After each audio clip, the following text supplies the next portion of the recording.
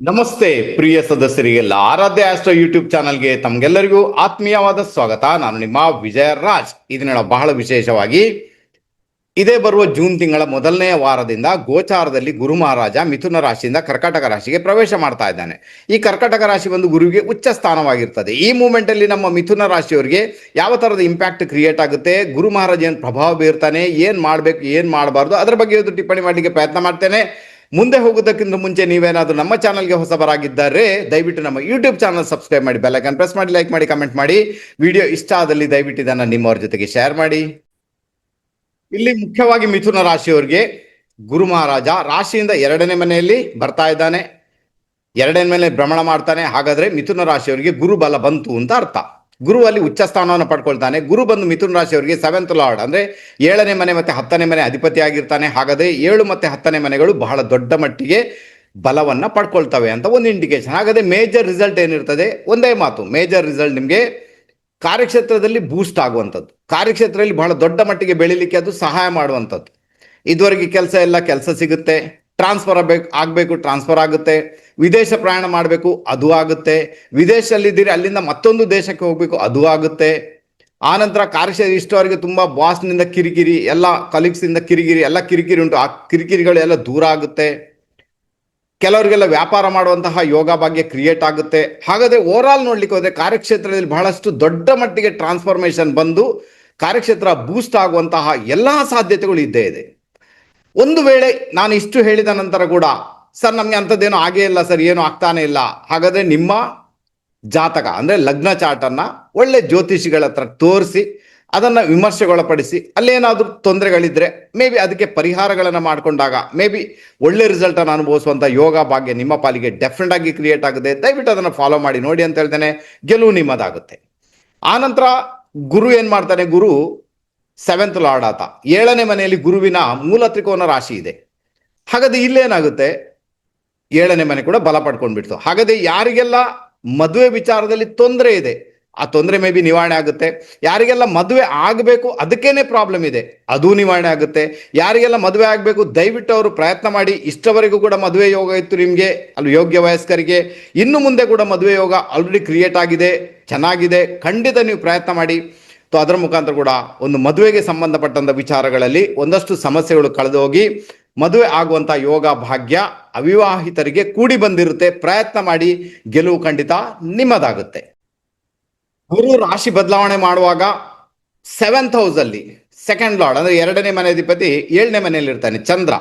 ಆನಂತರ ಗುರು ರಾಶಿ ಬದಲಾವಣೆ ಮಾಡಬೇಕಾದ್ರೆ ಆ ಸಂದರ್ಭದಲ್ಲಿ ಬುಧ ಮತ್ತೆ ಶುಕ್ರ ರಾಶಿಯಲ್ಲೇ ಭ್ರಮಣ ಮಾಡ್ತಾ ಇದ್ದಾರೆ ಅಲ್ವಾ. ಚಂದ್ರ ಬುಧ ಶುಕ್ರ ಎಲ್ಲ ಎದುರು ನೋಡ್ತಾ ಇದ್ದಾರೆ. ಹಾಗಾದ್ರೆ ಯಾರಿಗೆಲ್ಲ ವಿದೇಶ ಟ್ರಾವೆಲಿಂಗ್ ಮಾಡ್ಬೇಕು ಅವ್ರಿಗಂತೂ ತುಂಬಾನೇ ಫೇವರಬಲ್ ಆಗುತ್ತೆ. ಯಾರಿಗೆಲ್ಲ ಪಾರ್ಟ್ನರ್ಶಿಪ್ ಬಿಸ್ನೆಸ್ ಮಾಡ್ಬೇಕು ಅದು ಫೇವರಬಲ್ ಆಗುತ್ತೆ. ಒಂಟಿಯಾಗಿ ಬೇರೆ ಯಾವುದೋ ಒಂದು ಬಿಸ್ನೆಸ್ಗೆ ಕೈ ಹಾಕಬೇಕು ಅದು ಫೇವರಬಲ್ ಆಗುತ್ತೆ. ಮದುವೆ ವಿಚಾರ ಅಂತೂ ಮೊದಲೇ ಹೇಳಿದ್ದೇನೆ, ಡೆಫಿನೆಟ್ ಆಗಿ ಅದು ಫೇವರಬಲ್ ಅಂತೂ ಆಗಿಯೇ ಆಗುತ್ತೆ. ದಯವಿಟ್ಟು ಇದನ್ನು ಅರ್ಥ ಮಾಡ್ಕೊಳ್ಳಿ. ಮತ್ತೆ ಅದಕ್ಕೆ ಬೇಕಾಗಿ ಒಂದು ಪ್ರಾಮಾಣಿಕ ಪ್ರಯತ್ನ ಮಾಡಿ. ಆ ಗೆಲುವು ಡೆಫಿನೆಟ್ ಆಗಿ ನಿಮ್ಮ ಪಾಲಿಗೆ ಬಂದೇ ಬರುತ್ತೆ. ಓಕೆ, ಆನಂತರ ಏನಾಗುತ್ತೆ, ನಿಮ್ಮ 6ನೇ ಮನೆ 6th ಹೌಸ್ ಅಲ್ಲಿ ವೃಶ್ಚಿಕ ರಾಶಿ ಇದೆ. 6ನೇ ಮನೆ ಒಂದು ರೋಗ ಋಣ ರಿಪು ಅದು ಆಕ್ಟಿವ್ ಆಗಿರ್ತದೆ ಈಗ ಈ ಸಂದರ್ಭದಲ್ಲಿ. ಹಾಗಾದ್ರೆ ಇಲ್ಲೇನಾಗುತ್ತೆ ಅಂದ್ರೆ ಮುಖ್ಯವಾಗಿ ಯಾರಿಗೆಲ್ಲ ಕೋರ್ಟ್ ಕಚೇರಿ ಸಮಸ್ಯೆ ಇದೆ, ಯಾರಿಗೆಲ್ಲ ಹೆಲ್ತ್ ರಿಲೇಟೆಡ್ ಪ್ರಾಬ್ಲಮ್ ಇದೆ, ಅನಾರೋಗ್ಯ ಸಮಸ್ಯೆ ಉಂಟು, ಹಾಗಾದ್ರೆ ಅದಕ್ಕೆ ಸಂಬಂಧಪಟ್ಟಂತೆ ಗುರುವಿನ ಒಂದು 5ನೇ ದೃಷ್ಟಿ 6ನೇ ಮನೆಗೆ ಬಿದ್ದು ಅಲ್ಲಿಂದ ಒಂದಷ್ಟು ನೆಗೆಟಿವ್ ಇಂಪ್ಯಾಕ್ಟ್ ಏನುಂಟು, ಡಿಸ್ಪ್ಯೂಟ್ಸ್ಗಳು ಏನುಂಟು, ಇಷ್ಟವರೆಗೆ ಯಾವುದೋ ಒಂದು ರೋಗ ಇದೆ ಸರ್ ಫೈಂಡ್ ಔಟೇ ಆಗ್ತಾ ಇಲ್ಲ, ಈಗ ಅದು ಫೈಂಡ್ ಔಟ್ ಆಗುತ್ತೆ. ಅದಕ್ಕೆ ಒಳ್ಳೆ ಡಾಕ್ಟರ್ ಕೂಡ ಸಿಗ್ತಾರೆ. ಅದರ ಮುಖಾಂತರ ಪರಿಹಾರ ಮಾಡ್ಕೊಳ್ಳಿಕ್ಕೆ ಕೂಡ ಆ ಗುರುವಿನ 5ನೇ ದೃಷ್ಟಿ ನಿಮಗೆ ಸಹಾಯ ಮಾಡುತ್ತೆ. ಅದರಿಂದಾಗಿ ಅದರಲ್ಲಿ ಕೂಡ ನೀವು ಪ್ರೊಸೀಡ್ ಆಗ್ಬೋದು, ತೊಂದರೆ ಇಲ್ಲ. ಇನ್ನು ಯಾರಿಗೆಲ್ಲ ಶತ್ರುಕಾಟ ಇದೆ, ಕೋರ್ಟ್ ಕಚೇರಿ ಇದೆ, ಕೋರ್ಟ್ ಕಚೇರಿ ಅಲೆತಾನೆ ಇದ್ದೇವೆ ಸರ್ ಏನು ಮಾಡ್ಬೇಕು ಗೊತ್ತಾಗೋದಿಲ್ಲ, ಹಾಗಾದ್ರೆ ನಿಮ್ಗೆ ಇದು ಫೇವರೇಬಲ್ ಆಗುತ್ತೆ. ಯಾಕಂದ್ರೆ ಗುರುವಿನ 5ನೇ ದೃಷ್ಟಿ 6ನೇ ಮನೆ ಮೇಲೆ, ಇದು ಒಂದು ಪ್ಲಸ್ ಪಾಯಿಂಟ್ ಆಯ್ತು. ಆನಂತರ ಗುರು ರಾಶಿ ಚೇಂಜ್ ಮಾಡಬೇಕಾದ್ರೆ ಆ ಸಂದರ್ಭದಲ್ಲಿ 6ನೇ ಮನೆ ಅಧಿಪತಿ ಯಾರು, ಕುಜ, ತನ್ನಿಂದ 6ನೇ ಮನೆಯಲ್ಲಿದ್ದಾನೆ. ಆತ ಬಹಳ ಬಲ ಪಡ್ಕೊಂಡಿದ್ದಾನೆ. ಅದರಿಂದಾಗಿ ಎದುರಾಳಿಗಳು ಯಾರೇ ಇದ್ರೂ ಕೂಡ ಅವರು ಧ್ವಂಸವಾಗಿ ಬಿಡ್ತಾರೆ. ಅದರ ಅರ್ಥ ಕೋರ್ಟ್ ಕಚೇರಿಯಲ್ಲಿ ನಿಜವಾಗಿ ನ್ಯಾಯಯುತವಾಗಿ ಏನಾದರೂ ನೀವು ದಾವೆ ಹಾಕಿದ್ದೀರಿ ಅಂದಾಗ ಅದೆಲ್ಲವೂ ಕೂಡ ನಿಮ್ಮ ಪಾಲಿಗೆ ಆಗುತ್ತೆ. ಅಲ್ಲಿ ಮೋಸ ವಂಚನೆ ಯಾರನ್ನು ಮಂಗ ಮಾಡ್ಲಿಕ್ಕೆ ಹಾಕಿದ್ದೀರಿ ಅಂದಾಗ ಮೇ ಬಿ ರಿಸಲ್ಟ್ ಬರಲ್ಲ. ಇಲ್ಲಾಂದ್ರೆ ನ್ಯಾಯಯುತವಾಗಿ ನೀವು ಮಾಡಿದ್ರೆ 100% ರಿಸಲ್ಟ್ ನಿಮ್ಗೇನೆ ಬರುತ್ತೆ. ಖಂಡಿತ ಅದಕ್ಕೆ ಬೇಕಾಗಿ ಕೂಡ ಪ್ರಯತ್ನ ಮಾಡಿ. ಆ ಒಂದು ಸಮಸ್ಯೆಗಳಿಂದ, ಆ ಒಂದು ಅಂದ್ರೆ ಅನಾರೋಗ್ಯ ಇರ್ಬೋದು, ಕೋರ್ಟ್ ಕಚೇರಿ ಇರ್ಬೋದು, ಹಣಕಾಸಿನ ವಿಚಾರ ಇರ್ಬೋದು, ಸಾಲದ ವಿಚಾರ ಇರ್ಬೋದು. ಸೊ ಇದರಲ್ಲೆಲ್ಲದಿಂದ ಕೂಡ ನೀವು ಮುಕ್ತರಾಗುವಂತಹ ಒಂದು ಯೋಗ ಭಾಗ್ಯ ಕೂಡ ನಮ್ಮ ಮಿಥುನ ರಾಶಿಯವರು ಕ್ರಿಯೇಟ್ ಆಗಿದೆ. ಪ್ರಯತ್ನ ಮಾಡಿ ನೋಡಿ, ಗೆಲುವು ಖಂಡಿತ ನಿಮ್ಮದಾಗುತ್ತೆ. ಇನ್ನು ಗುರು 2ನೇ ಮನೆಯಲ್ಲಿ ಭ್ರಮಣ ಮಾಡುವುದರಿಂದ ಗುರುಬಲ, ಹಾಗಾದ್ರೆ ಹಣಕಾಸಿನ ವಿಚಾರಗಳು ಬಹಳ ದೊಡ್ಡ ಮಟ್ಟಿಗೆ ನಿಮ್ಗೆ ಫೇವರೇಬಲ್ ಆಗುತ್ತೆ, ತೊಂದರೆ ಇಲ್ಲ. ದುಡ್ಡಿನ ವಿಚಾರದಲ್ಲಿ ಸಮೇತ ತುಂಬಾ ಚೆನ್ನಾಗಿ ಹೋಗುವಂತ ಯೋಗ ಭಾಗ್ಯ. ಬಟ್ ಒಂದು ಮಾತು ನೆನ್ಪಿಟ್ಕೊಳ್ಬೇಕು, ಇಲ್ಲಿ ಏನಾಗುತ್ತೆ ಗೊತ್ತಾ, ಇಲ್ಲಿ ಮುಖ್ಯವಾಗಿ ನಾನು ಹೇಳ್ತೀನಿ, ಒಂದು ವೇಳೆ ಮದುವೆ ಆಗಿದ್ರೆ ನಿಮ್ಮ ಪಾರ್ಟ್ನರ್ಗೆ ಸ್ವಲ್ಪ ರೆಸ್ಪೆಕ್ಟ್ ಮಾಡಿ, ಅವ್ರನ್ನ ಸ್ವಲ್ಪ ತಿರುಗಲಿಕ್ಕೆಲ್ಲ ಕರ್ಕೊಂಡೋಗಿ, ಅವ್ರಿಗೆ ಸ್ವಲ್ಪ ಅಧ್ಯಾತ್ಮ ಅಂದ್ರೆ ಇಷ್ಟ ಇರ್ಬೋದು, ಅವ್ರನ್ನ ಅಧ್ಯಾತ್ಮನೆಲ್ಲ ಇದ್ರೆ ಎಲ್ಲಾದ್ರೂ ಅವ್ರನ್ನ ಈ ತೀರ್ಥಕ್ಷೇತ್ರ ಯಾತ್ರೆಗೆಲ್ಲ ಕರ್ಕೊಂಡೋಗಿ, ದೇವಸ್ಥಾನಕ್ಕೆ ಕರ್ಕೊಂಡೋಗಿ, ಇಬ್ರು ಒಟ್ಟಾಗಿ ಹೋಗಿ, ಅವಾಗ ಏನಾಗುತ್ತೆ, ದುಡ್ಡಿನ ವಿಚಾರದಲ್ಲಿ ಬರ್ತಕ್ಕಂಥ ಒಂದಷ್ಟು ಸಮಸ್ಯೆಗಳು, ಒಂದಷ್ಟು ತೊಂದರೆಗಳು ಅಲ್ಲಿಂದನೇ ದೂರ ಆಗ್ಲಿಕ್ಕೆ ಶುರು ಆಗ್ತವೆ. ಓಕೆ, ಸೊ ಇದನ್ನ ಮಾಡ್ಕೊಳ್ಳಿ. ಯಾಕಂದ್ರೆ ನಿಮ್ಮ ಸೆಕೆಂಡ್ ಲಾರ್ಡ್ 7th ಹೌಸ್ ಅಲ್ಲಿ ಇದ್ದಾನೆ ಗೋಚಾರದಲ್ಲಿ. ಓಕೆ, ಅದಕ್ಕೋಸ್ಕರ ಏನಾಗುತ್ತೆ, ಗಂಡ ಹೆಂಡತಿ ಒಟ್ಟಾಗಿ ತೀರ್ಥಕ್ಷೇತ್ರ ಯಾತ್ರೆಗಳನ್ನು ದರ್ಶನ ಮಾಡುವುದರ ಮುಖಾಂತರ, ಆಧ್ಯಾತ್ಮದಲ್ಲಿ ಹೋಗುವುದರ ಮುಖಾಂತರ, ನಿಮ್ಮ ಪಾರ್ಟ್ನರ್ಗೆ ನೀವು ತುಂಬಾ ರೆಸ್ಪೆಕ್ಟ್ ಅನ್ನ ಮಾಡುವುದರ ಮುಖಾಂತರ, ನಿಮ್ಮ ಹಣಕಾಸಿನ ವಿಚಾರದಲ್ಲಿ ಒಂದಷ್ಟು ತೊಂದರೆಗಳುಂಟು, ಒಂದಷ್ಟು ಸಮಸ್ಯೆಗಳುಂಟು ಅಂದಾಗ ಅದು ಡೆಫಿನೆಟ್ ಆಗಿ ದೂರ ಆಗುತ್ತೆ. ಚಿಂತೆ ಮಾಡೋದಾಗತ್ತೆ ನನ್ನ ಲೆಕ್ಕದಲ್ಲಿ ಖಂಡಿತ ಇಲ್ಲ. ಓಕೆ, ಗೊತ್ತಾಯ್ತು. ಆನಂತರ ನಾವೀಗ ಭೂಮಿ ಮನೆ ವಿಚಾರಕ್ಕೆ ಬಂದಾಗ ಏನಾಗ್ಬೋದು ಸರ್, ನಿಮ್ಗೆ ಏನಾಗುತ್ತೆ, ನಿಮ್ಮ 4ನೇ ಮನೆಯಲ್ಲಿ ಕನ್ಯಾ ರಾಶಿ ಇದೆ. ಓಕೆ, ಮೊದಲೇ ನಿಮ್ಗೆ ಸ್ವಲ್ಪ ಎಲ್ಲ ಲೆಕ್ಕಾಚಾರದಲ್ಲಿ ಹೋಗ್ಬೇಕಾಗುತ್ತೆ. ತಾಯಿ ಅಥವಾ ಫ್ಯಾಮಿಲಿ ಜೊತೆಗೆ ಸ್ವಲ್ಪ ಡಿಸ್ಪ್ಯೂಟ್ ಅಂತೂ ಇದ್ದೇ ಇರ್ತದೆ. ಉಲ್ಟಾ ಅದನ್ನ ಈಗ ಗೋಚಾರದಲ್ಲಿ ಶನಿ ನೋಡ್ತಾ ಇದ್ದಾನೆ 4ನೇ ಮನೆಯನ್ನ, ಸ್ವಲ್ಪ ಪ್ರಾಬ್ಲಮ್ ಜಾಸ್ತಿನೇ ಆಗಿರುವಂತ ಸಾಧ್ಯತೆಗಳಂತೂ ಇದ್ದೇ ಇರ್ತದೆ, ಇಲ್ಲ ಅಂತೇನಿಲ್ಲ. ಈಗ ಗುರು ಏನು ನಿಮ್ಮ 4ನೇ ಮನೆಯನ್ನ ನೋಡ್ತಾ ಇಲ್ಲ, ಆದ್ರೂ ಕೂಡ ಏನ್ ಪ್ಲಸ್ ಪಾಯಿಂಟ್ ಆಗುತ್ತೆ, 4th ಲಾರ್ಡ್ ಗೋಚಾರದಲ್ಲಿ ಅಂದ್ರೆ ಗುರು ರಾಶಿ ಚೇಂಜ್ ಮಾಡಬೇಕಾದ್ರೆ ಬುಧ ಆತ ಶುಕ್ರನ ಜೊತೆಗೆ ಸೇರಿಕೊಂಡು ರಾಶಿಯಲ್ಲಿ ಭ್ರಮಣ ಮಾಡ್ತಾ ಇದ್ದಾನೆ. ಸೊ ಇದು ಪ್ಲಸ್ ಪಾಯಿಂಟ್ ಆಗುವ ಸಾಧ್ಯತೆ. ಅದರಿಂದಾಗಿ ನಿಮ್ಮ ಒಂದು ಓನ್ ಎಫರ್ಟ್ ಅಂದ್ರೆ ಖುದ್ದು ನೀವೊಂದು ಪ್ರಯತ್ನ ಮಾಡುವುದರಿಂದ ನಿಮ್ಮ ಭೂಮಿ ಮನೆ ವಿಚಾರಗಳಲ್ಲಿ ಸಮೇತ ಒಂದು ಟ್ರಾನ್ಸ್ಫಾರ್ಮೇಶನ್ ಅನ್ನು ಪಡ್ಕೊಳ್ಳುವಂಥದ್ದು, ಅಥವಾ ಅದನ್ನ ಕನ್ಸ್ಟ್ರಕ್ಷನ್ಗೆ ಸಂಬಂಧಪಟ್ಟಂತೆ ನೀವು ಪ್ರೊಸೀಡ್ ಆಗುವಂತ ಯೋಗ ಭಾಗ್ಯ ಆಲ್ರೆಡಿ ಕ್ರಿಯೇಟ್ ಆಗಿದೆ. ಬಟ್ ನಾನು ಹೇಳ್ತೀನಿ ಏನಂದ್ರೆ, ಯಾರೆಲ್ಲ ಮಿಥುನ ರಾಶಿಯವರು ಇದ್ದಾರೆ, ಮನೆ ಕನ್ಸ್ಟ್ರಕ್ಷನ್ ಮಾಡುವುದಕ್ಕಿಂತಲೂ ಕಟ್ಟಿದ ಮನೆಯನ್ನ ಪರ್ಚೇಸ್ ಮಾಡುವಂಥದ್ದು, ಅಥವಾ ಯಾವುದಾದ್ರೂ ಬಿಲ್ಡಿಂಗ್ ಅಲ್ಲಿ ಫ್ಲಾಟ್ ಅನ್ನ ಖರೀದಿ ಮಾಡುವಂಥದ್ದು, ಇದು ತುಂಬಾನೇ ಫೇವರೇಬಲ್ ಆಗುವಂತ ಸಾಧ್ಯತೆ ಇರುವುದರಿಂದ ಅದಕ್ಕೆ ಬೇಕಾಗಿ ಪ್ರಯತ್ನ ಮಾಡಿ, ಗೆಲುವು ಖಂಡಿತ ನಿಮ್ಮದಾಗುತ್ತೆ. ಇನ್ನು ನಿಮ್ಮ 12th ಹೌಸ್ ಅಲ್ಲಿ ರವಿ ಭ್ರಮಣ ಮಾಡ್ತಾ ಇದ್ದಾನೆ. ಅಂದ್ರೆ ಯಾವಾಗ ಗೋಚಾರದಲ್ಲಿ ಗುರು ಚೇಂಜ್ ಆಗ್ತಾನೆ, ಆ ಮೂಮೆಂಟ್ ಅಲ್ಲಿ ರವಿ ಮಹಾರಾಜ 12ನೇ ಮನೆ ವೃಷಭ ರಾಶಿಯಲ್ಲಿ ಆತ ಭ್ರಮಣ ಮಾಡ್ತಾನೆ. ಸೊ ಈ ಒಂದು ಸಂದರ್ಭದಲ್ಲಿ 12ನೇ ಮನೆ ಬಂದು ನಿಮ್ಮ ವ್ಯಯಸ್ಥಾನ ಅಂತ ಕರಿತೇವೆ. ಆ ವ್ಯಯಸ್ಥಾನದಲ್ಲಿ ವೃಷಭ ರಾಶಿ ಇದೆ. ಹಣಕಾಸಿನ ವಿಚಾರಗಳು ಒಂದಷ್ಟು ಜಾಸ್ತಿನೇ ದುಡ್ಡು ಖರ್ಚಾಗುತ್ತೆ ಅಂತ ಒಂದು ಇಂಡಿಕೇಶನ್ ಇದೆ. ಅದರ ಜೊತೆಗೆ ಏನಾಗುತ್ತೆ, ಅಲ್ಲಿ ವೃಷಭ ರಾಶಿ ಇದೆ. ವೃಷಭ ರಾಶಿ ದುಡ್ಡಿನ ರಾಶಿ ಅದು. Okay, nice. ನೀವು ಕಾಲಪುರುಷನ ಕುಂಡಲಿಯನ್ನು ತೆಗೆದುಕೊಂಡಾಗ ವೃಷಭ ರಾಶಿ ಒಂದು ದುಡ್ಡಿನ, ಹಾಗಾದ್ರೆ 12ನೇ ಮನೆ ರವಿ ಇದ್ದಾನೆ. ಅದರ ಅರ್ಥ ಏನಂದ್ರೆ, ಆರೋಗ್ಯಕ್ಕೆ ಸಂಬಂಧಪಟ್ಟಂತೆ ನೀವು ಖರ್ಚು ಮಾಡಬೇಕಾದೀತು, ಬಟ್ ರಿಸಲ್ಟ್ ಸಿಗುತ್ತೆ ನಿಮಗೆ, ನೀವು ಖರ್ಚು ಮಾಡಿ ತೊಂದರೆ ಇಲ್ಲ. ಅದರ ಜೊತೆಗೆ ನಿಮ್ಮ ಒಡ ಹುಟ್ಟಿದವರು ಯಾರಾದ್ರೂ ಇದೆ ಅವರಿಗೆ ವಿದೇಶ ಪ್ರಯಾಣ ಮಾಡುವಂತಹ ಯೋಗ, ಅವರ ಕಾರ್ಯಕ್ಷೇತ್ರದಲ್ಲಿ ಅವರು ಉನ್ನತ ಮಟ್ಟಕ್ಕೆ ಏರುವಂತಹ ಯೋಗ ಭಾಗ್ಯ ಆಲ್ರೆಡಿ ಕ್ರಿಯೇಟ್ ಆಗಿದೆ, ಪರವಾಗಿಲ್ಲ. ಆನಂತರ ನಿಮ್ಗೇನಾದ್ರು ತಂದೆಯ ಪ್ರಾಪರ್ಟಿ ಉಂಟು ಅಂತ ಆದಾಗ, ನಮ್ಮ ಮಿಥುನ ರಾಶಿಯವರಿಗೆ ತಂದೆಯಿಂದ ಬರ್ತಕ್ಕಂಥ ಪ್ರಾಪರ್ಟಿ ಉಂಟು ಅಂತ ಆದಾಗ ಎಫರ್ಟ್ ಹಾಕಿದ್ರೆ ಖಂಡಿತ ಬರುತ್ತೆ ನಿಮ್ಮ ಪಾಲಿಗೆ, ಪರವಾಗಿಲ್ಲ. ಬಟ್ ಅಲ್ಲಿ ಏನಾಗುತ್ತೆ, ರವಿಯ ಇಂಪ್ಯಾಕ್ಟ್ ಇದೆ. ರವಿ ಬಂದು ತೃತೀಯಾಧಿಪತಿ ಆಗಿರ್ತಾನೆ, ಆತ ನಿಮ್ಮ ವ್ಯಯಸ್ಥಾನದಲ್ಲಿ. ಹಾಗಾದ್ರೆ ತುಂಬಾ ಎಫರ್ಟ್ ಹಾಕಬೇಕಾಗುತ್ತೆ. ಎಲ್ಲೋ ಒಂದು ಕಡೆ ತಂದೆ ಮತಭೇದಗಳನ್ನು ಕೂಡ ಉಂಟು ಮಾಡಬಲ್ಲರು ಪ್ರಾಪರ್ಟಿಯನ್ನು ಹಂಚುವಂತ ವಿಚಾರದಲ್ಲಿ, ಆವಾಗ ತುಂಬಾ ಎಫರ್ಟ್ ಹಾಕಬೇಕಾಗುತ್ತೆ. ಆನಂತರ ಸ್ವಲ್ಪ ನಿಮ್ಮ ಒಂದು ಏನಿರ್ತದೆ ಅಂದ್ರೆ ಬೇರೆಯವರ ಸಹಾಯವನ್ನು ಕೂಡ ಪಡ್ಕೊಳ್ಬೇಕಾದಂಥ ಅನಿವಾರ್ಯತೆ ಬರಬಹುದು. ತಂದೆಗೆ ರೆಸ್ಪೆಕ್ಟ್ ಮಾಡಿ ಅಂತ ಹೇಳ್ತೇನೆ. ಮೇ ಬಿ ನಿಮಗೆ ತಂದೆಯಿಂದ ಬರ್ತಕ್ಕಂಥ ಪ್ರಾಪರ್ಟಿ ಕೂಡ ನಿಮ್ಮ ಕೈ ಸೇರ್ಬೋದು.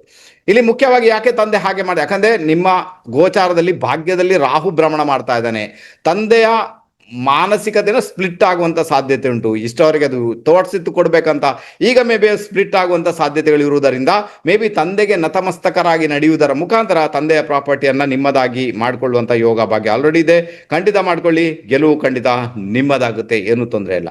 10ನೇ ಮನೆಯಲ್ಲಿ ಆಲ್ರೆಡಿ ಶನಿ ಮಹಾರಾಜ ಭ್ರಮಣ ಮಾಡ್ತಾ ಇದ್ದಾನೆ, ನಿಮಗೆ ತೊಂದರೆ ಇಲ್ಲ. 10th ಹೌಸ್ ಅಲ್ಲಿ ಇದ್ದಾನೆ, ಚಂದ್ರನಿಂದ 10th ಹೌಸ್ ಅಲ್ಲಿ ಶನಿ ಮಹಾರಾಜ ಯೋಗ ಆಗದೆ ಕಾರ್ಯಕ್ಷೇತ್ರ ಮೊದಲೇ ಹೇಳಿದ್ದೇನೆ, ಅದು ಟ್ರಾನ್ಸ್ಫಾರ್ಮೇಶನ್ ತರುತ್ತೆ, ತುಂಬಾ ಒಳ್ಳೆ ರಿಸಲ್ಟ್ ಬರುತ್ತೆ, ಅದು ತೊಂದರೆ ಇಲ್ಲ. ಆದ್ರೆ ಇಲ್ಲಿ ಇನ್ನೊಂದು ಪ್ಲಸ್ ಪಾಯಿಂಟ್ ಏನಾಗುತ್ತೆ ಅಂದ್ರೆ, ನಿಮ್ಮ ಪಾರ್ಟ್ನರ್ನ ಪ್ರಾಪರ್ಟಿ ವಿಚಾರಗಳಲ್ಲಿ ಏನಾದ್ರೂ ತೊಂದರೆಗಳುಂಟು, ಸಮಸ್ಯೆಗಳುಂಟು, ಅದು ಬರ್ತಾ ಇಲ್ಲ ಅಥವಾ ಮನೆ ಕನ್ಸ್ಟ್ರಕ್ಷನ್ ಮಾಡ್ಲಿಕ್ಕೆ ಆಗ್ತಾ ಇಲ್ಲ ಅವರ ವತಿಯಿಂದ ನಿಮ್ಮ ಪಾರ್ಟ್ನರ್, ಅದಕ್ಕೆಲ್ಲ ಒಂದು ಸಮಸ್ಯೆಗೆ ಪರಿಹಾರ ಕಂಡುಕೊಳ್ಳುವಂತ ಯೋಗ ಭಾಗ್ಯ ಇದೆ. ಯಾಕಂದ್ರೆ ಗುರು ಏನ್ ಮಾಡ್ತಾನೆ, ತನ್ನ ಒಂದು ಭಾಗ್ಯದ ದೃಷ್ಟಿಯಿಂದ 10ನೇ ಮನೆಯನ್ನು ನೋಡ್ತಾ ಇದ್ದಾನೆ.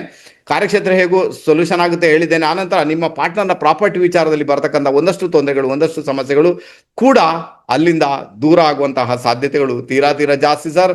ಪ್ರಯತ್ನ ಮಾಡಿ, ಗೆಲುವು ನಿಮ್ಮದಾಗುತ್ತೆ. ಇನ್ನು ಎಜುಕೇಶನ್ ಇರ್ಬೋದು, ಪ್ರೀತಿ ಪ್ರೇಮ ಇರ್ಬೋದು, ಸ್ನೇಹಿತರಿರ್ಬೋದು, ಇದರ ಮುಖಾಂತರ ಎಲ್ಲ ಯಾರೆಲ್ಲ ಪ್ರೊಸೀಡ್ ಆಗ್ತಾ ಇದ್ದಾರೆ, ಎಜುಕೇಶನ್ ಚೆನ್ನಾಗಿರುತ್ತೆ, ಪರವಾಗಿಲ್ಲ. ಪ್ರೀತಿ ಪ್ರೇಮದ ವಿಚಾರದಲ್ಲಿ ಜಯ ಗಳಿಸುವಂತ ಯೋಗ ಭಾಗ್ಯ ಕ್ರಿಯೇಟ್ ಆಗುತ್ತೆ. ಆನಂತರ ನಿಮ್ಮ ಪಂಚಮಾಧಿಪತಿ ರಾಶಿಯಲ್ಲೇ ಭ್ರಮಣ ಮಾಡ್ತಾನೆ ಗೋಚಾರದಲ್ಲಿ, ಅಂದ್ರೆ ಗುರು ಚೇಂಜ್ ಆಗುವಂತ ಸಂದರ್ಭದಲ್ಲಿ. ಬಟ್ ನಿಮ್ಮ 11ನೇ ಮನೆಯಿಂದ ಕುಜ 5ನೇ ಮನೆಯನ್ನು ನೋಡ್ತಾನೆ. ಸೊ ಇದರ ಮುಖಾಂತರ ಸ್ವಲ್ಪ ನೋವು ಕೂಡ ಅನುಭವಿಸಲಿಕ್ಕೆ ಸಿಗುವಂತ ಸಾಧ್ಯತೆಗಳು ಇದ್ದೇ ಇದೆ, ಅದನ್ನ ತಳ್ಳಿ ಹಾಕುವಂತಿಲ್ಲ. ಬಟ್ ನಿಮ್ಮ ಒಂದು ಮೇಜರ್ ಪ್ರಯತ್ನದಿಂದಾಗಿ ನಿಮ್ಮ ಎಜುಕೇಶನ್, ಪ್ರೀತಿ ಪ್ರೇಮ, ಸ್ನೇಹಿತರ ವಿಚಾರ ಇದೆಲ್ಲವೂ ಕೂಡ ತುಂಬಾ ಚೆನ್ನಾಗಿ ಹೋಗುವಂತ ಯೋಗ ಭಾಗ್ಯ ಆಲ್ರೆಡಿ ಕ್ರಿಯೇಟ್ ಆಗಿದೆ. ಖಂಡಿತ ನೀವು ಹೋಗ್ಬೋದು. 3ನೇ ಮನೆಯಲ್ಲಿ ಕೇತು ಮಹಾರಾಜ ಭ್ರಮಣ ಮಾಡ್ತಾ ಇದ್ದಾನೆ. ಇದರ ಅರ್ಥ ಏನಂದ್ರೆ, ಎಲ್ಲೊಂದ್ ಕಡೆ ನೀವು ಡ್ರೈವಿಂಗ್ ಮಾಡೋದಾದ್ರೆ, ಖುದ್ದು ನೀವೇನೋ ಡ್ರೈವಿಂಗ್ ಮಾಡ್ತಾ ಇದ್ದೀರಿ ಅಂದಾಗ ಮೇ ಬಿ ಅದರಲ್ಲಿ ಸ್ವಲ್ಪ ಪ್ರಾಬ್ಲಮ್ ಆಗ್ಬೋದು ನಿಮಗೆ. ಡ್ರೈವಿಂಗ್ ಮಾಡಬೇಕಾದ್ರೆ ಬಹಳ ಎಚ್ಚರ ವಹಿಸಿ ಡ್ರೈವಿಂಗ್ ಮಾಡಿ ಅಂತ ಹೇಳ್ತೇನೆ.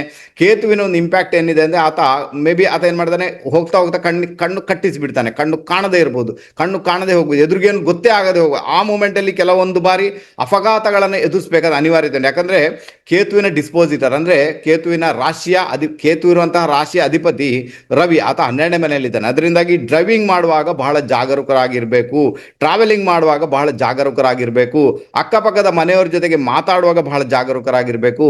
ನಿಮ್ಮ ಒಡ ಹುಟ್ಟಿದವರಿಗೆ ಹೆಲ್ತ್ ರಿಲೇಟೆಡ್ ಕೂಡ ಪ್ರಾಬ್ಲಮ್ ಆಗ್ಬೋದು, ಖುದ್ದು ನಿಮ್ಗೂ ಕೂಡ ಹೆಲ್ತ್ ಪ್ರಾಬ್ಲಮ್ ಆಗ್ಬೋದು. ಅವ್ರ ಜೊತೆ ಕೂಡ ಅಂದ್ರೆ ಒಡ ಹುಟ್ಟಿದವ್ರ ಜೊತೆಗೆ ಅವ್ರಿಗೆ ಏನಾದ್ರು ಹೆಲ್ಪ್ ಮಾಡಬೇಕಾದ್ರೆ ನೀವು ಮಾಡಬೇಕಾಗುತ್ತೆ, ಅವ್ರಿಗೆ ಬೇಕಾಗಿ ಹಣ ಖರ್ಚು ಮಾಡಬೇಕಾದ್ರೆ ನೀವು ಮಾಡಬೇಕಾಗುತ್ತೆ. ಓವರ್ ಆಲ್ ಅವ್ರ ಜೊತೆಗೆ ಕೂಡ ಮತ್ತೆ ಅಕ್ಕಪಕ್ಕದ ಮನೆಯವ್ರ ಜೊತೆಗೆ ಕೂಡ ನಿಮ್ಮ ಒಂದು ಬಾಂಧವ್ಯವನ್ನ ತುಂಬಾ ಚೆನ್ನಾಗಿ ಇರಿಸಿಕೊಳ್ಬೇಕಾದಂತಹ ಅನಿವಾರ್ಯತೆ ನಿಮ್ಮ ಪಾಲಿಗಂತೂ 100% ಇದೆ. ಸ್ವಲ್ಪ ಕ್ಯಾರ್ ತಗೊಳ್ಳಿ ಅಂತ ಹೇಳ್ತೇನೆ. ಒಳ್ಳೆ ರಿಸಲ್ಟ್ ಅನ್ನು ಅನುಭವಿಸುವಂತ ಯೋಗ ಭಾಗ್ಯ ಕ್ರಿಯೇಟ್ ಆಗುತ್ತೆ. ನಿಮ್ಮ ಭಾಗ್ಯದಲ್ಲಿ ರಾಹು ಭ್ರಮಣ ಮಾಡಿದ್ರೆ ತಂದೆಗೆ ಆರೋಗ್ಯದ ವಿಚಾರದಲ್ಲಿ ಸ್ವಲ್ಪ ಸಮಸ್ಯೆಗಳು ಆಗುವಂತ ಸಾಧ್ಯತೆಗಳುಂಟು, ಇಲ್ಲ ಅಂತೇನಿಲ್ಲ, ಅದನ್ನು ನೋಡ್ಕೊಳ್ಬೇಕು. ತಂದೆಯ ಒಡ ಹುಟ್ಟಿದವರಿಂದ ಸಮಸ್ಯೆಗಳಾಗ್ಬೋದು. ಆನಂತರ ರಾಹು ನಿಮ್ಮ ಭಾಗ್ಯಕ್ಕೇನೆ ದಾಂಗುಡಿ ಇಟ್ಟಿರುವುದರಿಂದ ಆಲ್ಮೋಸ್ಟ್ ಏನಾಗುತ್ತೆ, ಕೆಲವೊಮ್ಮೆ ಆತ ಆಧ್ಯಾತ್ಮದಲ್ಲಿ ನಿಮ್ಮನ್ನ ವಿಮುಖರನ್ನಾಗಿ ಮಾಡಿಬಿಡ್ತಾನೆ. ಯಾಕಂದ್ರೆ ರಾಹು ಅದು ಕುಂಭರಾಶಿಯ ರಾಹು, ಟ್ರೆಡಿಷನಲ್ ಲೆವೆಲ್ ಅಲ್ಲಿ ಹೋಗ್ಲಿಕ್ಕೆ ಅಂತೂ ಬಿಡುದಿಲ್ಲ. ಆತ ಒಂದು ಬೇರೆನೇ ಲೆವೆಲ್ ಅನ್ನ ಕರ್ಕೊಂಡು ಹೋಗ್ತಾನೆ. ಪರವಾಗಿಲ್ಲ, ತೊಂದರೆ ಇಲ್ಲ, ಹೋಗ್ಬೋದು, ನೀವು ಟ್ರೆಡಿಷನಲ್ ಲೆವೆಲ್ ಅಲ್ಲಿ ಹೋಗ್ಲಿಕ್ಕೆ ಪ್ರಯತ್ನ ಅಂತೂ ಮಾಡಿ. ಈ ರಾಹು, ಭಾಗ್ಯದ ರಾಹು ಯಾಕೆ ಕೆಲಸ ಮಾಡ್ತಾನೆ, ಅದಕ್ಕಂದ್ರೆ ನಿಮ್ಗೆ ದೇಶ ಚೇಂಜ್ ಮಾಡಬೇಕಾದ್ರೆ, ರಾಜ್ಯ ಚೇಂಜ್ ಮಾಡಬೇಕಾದ್ರೆ ರಾಹು ಅಲ್ಲಿ ನಿಮ್ಗೆ ಹೆಲ್ಪ್ ಮಾಡಿಯೇ ಮಾಡ್ತಾನೆ, ಅದರಲ್ಲಿ ಯಾವುದೇ ಪ್ರಾಬ್ಲಮ್ ಇಲ್ಲ.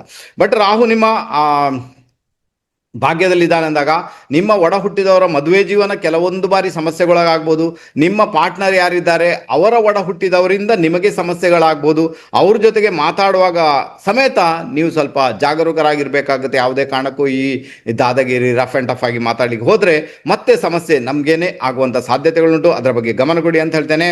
ಇದರ ಮುಖಾಂತರ ಕೂಡ ಒಂದು ಒಳ್ಳೆ ಗೆಲುವನ್ನು ಅನುಭವಿಸುವಂತ ಯೋಗ ಭಾಗ್ಯ ನಮ್ಮ ಮಿಥುನ ರಾಶಿಯವರಿಗೆ ಡೆಫಿನೆಟ್ ಆಗಿ ಕ್ರಿಯೇಟ್ ಆಗುತ್ತೆ ಸರ್.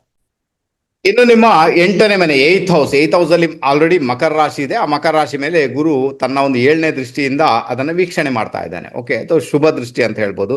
ಯಾರಿಗೆಲ್ಲ ವಿಶೇಷವಾಗಿ ಹೆಣ್ಣು ಮಕ್ಕಳಿಗೆ ಗಂಡನ ಮನೆಯಲ್ಲಿ ಸಮಸ್ಯೆ ಇದೆ, ಗಂಡನ ಹಣಕಾಸಿನ ವಿಚಾರದಲ್ಲಿ ಸಮಸ್ಯೆ ಇದೆ, ಅಥವಾ ಖುದ್ದು ನಿಮಗೆ ಕಾರ್ಯಕ್ಷೇತ್ರದಲ್ಲಿ ಪ್ರಾಬ್ಲಮ್ ಇದೆ, ಅಥವಾ ಅದೆಲ್ಲ ಒಂದು ನಿವಾರಣೆ ಆಗುವಂತ ಸಾಧ್ಯತೆಗಳು ಆಲ್ರೆಡಿ ಇದೆ. ನಾನು ಹೇಳ್ತೀನಿ, ಆ ಒರಟುತನದಿಂದ ಯಾರ ಜೊತೆ ವರ್ತಿಸಬೇಡಿ. ಅದರಲ್ಲೂ ಕೂಡ ಗಂಡು ಮಕ್ಕಳಾದ್ರೆ ಹೆಣ್ಣಿನ ಮನೆಯವ್ರ ಜೊತೆಗೆ, ಹೆಣ್ಣು ಮಕ್ಕಳಾದ್ರೆ ಗಂಡಿನ ಮನೆಯವ್ರ ಜೊತೆಗೆ, ಅಂದ್ರೆ ಗಂಡನ ಮನೆಯವ್ರ ಜೊತೆಗೆ ಒರಟಾಗಿ ವರ್ತಿಸೋದು ಬೇಕಾಗಿಲ್ಲ. ಯಾಕಂದ್ರೆ ಮಿಥುನ ರಾಶಿ ಅವರಿಗೆ ಏನಾಗುತ್ತೆ ಗೊತ್ತಾ, ಯಾವಾಗಲೂ ಕೂಡ ನಿಮ್ಮ 7th ಹೌಸ್ ಏನಿದೆ ಅಲ್ವಾ, ಅದು ನಿಮ್ಗಿಂತ ಸ್ಟ್ರಾಂಗ್ ಆಗಿರ್ತದೆ. ಅಂದ್ರೆ ಮಿಥುನ ರಾಶಿಗಿಂತಲೂ 7th ಹೌಸ್ ಅಲ್ಲಿರುವಂತಹ ರಾಶಿ ಯಾವುದು, ಅದು ಬಂದು ಧನು ರಾಶಿ. ಅದು ಯಾವತ್ತೂ ಸ್ಟ್ರಾಂಗ್ ಆಗಿರ್ತದೆ ಧನು ರಾಶಿ, ಯಾಕಂದ್ರೆ ಅದು ಭಾಗ್ಯದ ರಾಶಿ, ಕಾಲಪುರುಷನ ಅಂಗಾಂಗಗಳಂತ ತೆಗೆದು ಭಾಗ್ಯದ ರಾಶಿ 7th. ಅದರ ಅರ್ಥ ಏನಂದ್ರೆ ನಿಮಗೆ ಯಾರು ಪಾರ್ಟ್ನರ್ ಆಗಿ ಬಂದಿರ್ತಾರಲ್ವಾ, ಅವ್ರು ಒಂದಷ್ಟು ಸ್ಟ್ರಗಲ್ ಅನ್ನು ಅನುಭವಿಸಿ, ಒಂದಷ್ಟು ತೊಂದರೆಗಳನ್ನು ಅನುಭವಿಸಿ, ಒಂದಷ್ಟು ದುಃಖದ ವಿಚಾರಗಳನ್ನು ಅನುಭವಿಸಿ, ಒಂದಷ್ಟು ಲೈಫಲ್ಲಿ ಮೋಸ ನೋಡಿನೇ ನಿಮ್ಮ ಕೈ ಹಿಡಿದಿರ್ತಾರೆ. ಇದು ಅರ್ಥ ಮಾಡ್ಕೊಳ್ಬೇಕು ನೀವು. ಅದಕ್ಕೋಸ್ಕರ ಯಾರು ಬಂದಿರ್ತಾರೆ ನಿಮ್ಮ ಜೊತೆಗೆ, ನಿಮ್ಮ ಪಾರ್ಟ್ನರ್, ಅವ್ರಿಗೆ ರೆಸ್ಪೆಕ್ಟ್ ಮಾಡಬೇಕಾಗುತ್ತೆ, ಅವ್ರಿಗೆ ಮರ್ಯಾದೆ ಕೊಡಬೇಕಾಗುತ್ತೆ, ಅವ್ರನ್ನ ಅರ್ಥ ಮಾಡ್ಕೊಳ್ಬೇಕಾಗುತ್ತೆ. ಅವ್ರಿಗೆ ಆಧ್ಯಾತ್ಮದಲ್ಲಿ ಹೋಗ್ಲಿಕ್ಕೆ ತುಂಬಾ ಇಷ್ಟ ಇರ್ತದೆ, ಮತ್ತೆ ತಮ್ಮ ಮಾತೆ ನಡಿಬೇಕು, ಮತ್ತೆ ಅವರು ದೂರದೃಷ್ಟಿ ಉಳ್ಳಂತಹ ವ್ಯಕ್ತಿಗಳಾಗಿರುವುದರಿಂದ ಅವರಿಗೆ ಸ್ವಲ್ಪ ನೀವು ರೆಸ್ಪೆಕ್ಟ್ ಮಾಡಿದಾಗ ನಿಮ್ಮ ಲೈಫಲ್ಲಿ ಬರ್ತಕ್ಕಂಥ ಒಂದಷ್ಟು ತೊಂದರೆಗಳು, ಒಂದಷ್ಟು ಸಮಸ್ಯೆಗಳು ಅಲ್ಲಿಂದಾನೇ ಮಂಗಮಾಯ ಆಗಿಬಿಡುತ್ತೆ. ದಯವಿಟ್ಟು ಇದನ್ನು ಅರ್ಥ ಮಾಡ್ಕೊಂಡು ನೋಡಿ. ಕೇಳಲಿಕ್ಕೆ ಒಳ್ಳೇದಂತೂ ಆಗುದಿಲ್ಲ, ನನ್ಗೆ ಗೊತ್ತಿದೆ, ಓಕೆನಾ.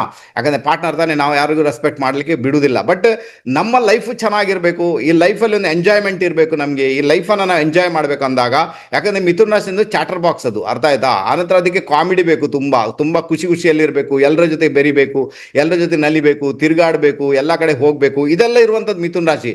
ಡಿಸ್ಟರ್ಬೆನ್ಸ್ ಎಲ್ಲಿಂದ ಆಗುತ್ತೆ, 7th ಹೌಸ್ ಇಂದ ಆಗುತ್ತೆ. ಹಾಗಾದ್ರೆ ಅವರಿಗೂ ನೀವು ರೆಸ್ಪೆಕ್ಟ್ ಮಾಡಿದಾಗ, ಅಂದ್ರೆ ನಿಮ್ಮ ಪಾರ್ಟ್ನರ್ ಜನರಿಗೆ ಮೇ ಬಿ ನಿಮಗೆ ಬೇಕಾದಂಥ ಎಲ್ಲ ರಿಸಲ್ಟ್ ಸಿಗುವಂಥ ಸಾಧ್ಯತೆಗಳು ತೀರಾ ಜಾಸ್ತಿ ಸರ್. ಸೊ ಇದನ್ನು ಅರ್ಥ ಮಾಡ್ಕೊಳ್ಳಿ, ತುಂಬ ಫೇವರಬಲ್ ಆಗುತ್ತೆ. ಇನ್ನು ಪರಿಹಾರ ಅಂತ ಬಂದಾಗ ಇದಕ್ಕೆ ಯಾವುದೇ ತರದ ಪರಿಹಾರಗಳು ಬೇಕಾಗಿಲ್ಲ ನನ್ನ ಲೆಕ್ಕದಲ್ಲಿ. ಬಟ್ ಬೇಕಾದ್ರೆ ನಾನು ಮೊದಲೇ ಹೇಳಿದ್ದೇನೆ, ಅಥವಾ ಗಂಡ ಹೆಂಡತಿ ಇಬ್ಬರು ಒಟ್ಟಾಗಿ ತೀರ್ಥಕ್ಷೇತ್ರ ಯಾತ್ರೆಗೆ ಹೋಗಿ ಅಥವಾ ದೇವಸ್ಥಾನಗಳಿಗೆ ಹೋಗಿ, ಇದು ಫೇವರಬಲ್ ಆಗುತ್ತೆ. ಆನಂತರ ಎಲ್ಲಾದರೂ ಈ ದೇವಸ್ಥಾನ ಕಟ್ತಾ ಇದ್ದಾರೆ ಅಥವಾ ನಿಮ್ಮ ಕುಟುಂಬದ ದೇವರುಗಳ ಸ್ಥಾನವನ್ನ ರಿಪೇರಿ ಮಾಡ್ತಾ ಇದ್ದಾರೆ, ಜೀರ್ಣೋದ್ಧಾರ ಮಾಡ್ತಾ ಇದ್ದಾರೆ ಅಂದಾಗ ಖುದ್ದು ನೀವು ಹೋಗಿ ಅಲ್ಲಿ ಹೆಲ್ಪ್ ಮಾಡ್ಬೋದು, ಅಥವಾ ನಿಮ್ಮಿಂದ ಹಣಕಾಸಿದ್ರೆ ಕೊಟ್ಟು ಅವರಿಗೆ ಬೇಕಾಗಿ ನೀವು ಸಹಾಯ ಮಾಡ್ಬೋದು. ಇದರ ಮುಖಾಂತರ ಮಿಥುನ ರಾಶಿಯವರಿಗೆ ಬರ್ತಕ್ಕಂಥ ಒಂದಷ್ಟು ಸಮಸ್ಯೆಗಳಿಂದ, ಒಂದಷ್ಟು ತೊಂದರೆಗಳಿಂದ ಅಲ್ಲಿನೇ ಮುಕ್ತರಾಗ್ಬಿಟ್ರೆ ಓವರ್ ಆಲ್ ಈ ಒಂದು ಗುರುನ ಒಂದು ಪ್ರಭಾವ ಏನಿದೆ ಈಗ ಬಂದಿರುವಂಥದ್ದು ತುಂಬಾ ಫೇವರಬಲ್ ಆಗುತ್ತೆ. ಅದನ್ನು ಅನುಭವಿಸಿ ಅಂತ ಹೇಳ್ತೇನೆ. ಕಾರ್ಯಕ್ರಮ ಇಲ್ಲಿಗೆ ಮುಗಿಸ್ತಿದ್ದೇನೆ. ಇನ್ನೊಂದು ರಹಸ್ಯಮಯ ವಿಡಿಯೋ ಜೊತೆಗೆ ನಿಮ್ಮ ಮುಂದೆ ಪ್ರತ್ಯಕ್ಷನಾಗ್ತೇನೆ. ಸ್ಕಿಪ್ ಮಾಡದೆ ನೋಡಿದಂತಹ ಎಲ್ಲ ಮಹನೀಯರುಗಳಿಗೆ ತುಂಬ ಹೃದಯದ ಕೃತಜ್ಞತೆ ಅರ್ಪಿಸ್ತಾ ಎಲ್ರಿಗೂ ನಮಸ್ತೆ ನಮಸ್ತೆ ನಮಸ್ತೆ ಬಾಯ್.